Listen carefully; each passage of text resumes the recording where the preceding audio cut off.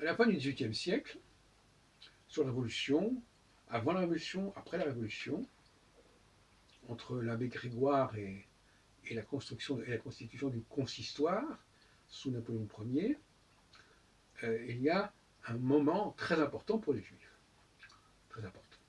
Et pour les Juifs en France, de France, à partir de la France. Et ça montre bien que nous sommes entrés à ce moment-là dans une autre temporalité, car que si d'un côté je reconnais que tout est cyclique, là nous sommes quand même dans une linéarité.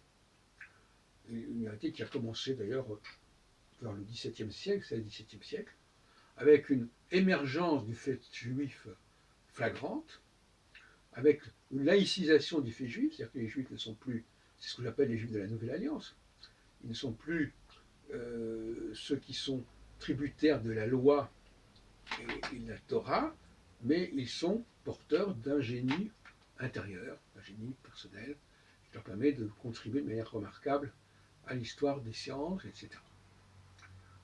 Donc finalement, il s'est passé quelque chose de très important, et après, malheureusement, ça s'est dégradé.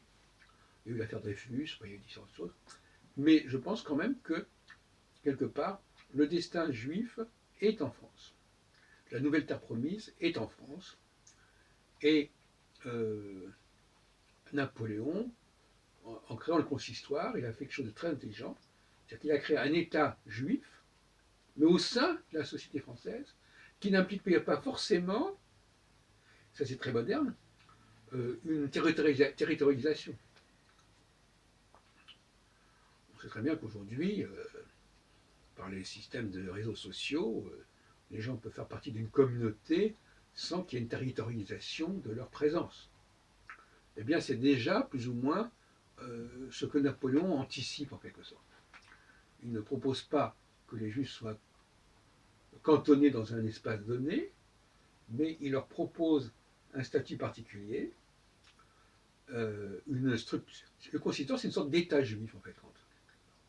État juif, mais dans un esprit non plus territorial, mais de réseau, d'un système de réseau. Et il faut réintégrer cette notion-là. Il faut comprendre que la France a une mission concernant les Juifs et que cette mission, elle prend toute sa signification au XXIe siècle. Au XXe siècle, on a surtout eu affaire à l'idée du sionisme israélien, palestinien, etc. Mais le XXIe siècle sera probablement le retour à un sionisme français,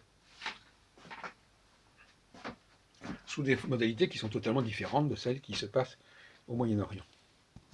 Entre parenthèses, Napoléon avait envisagé, je crois, de créer d'installer les Juifs aussi en Palestine. Enfin, c'est un autre sujet, je laisse de côté.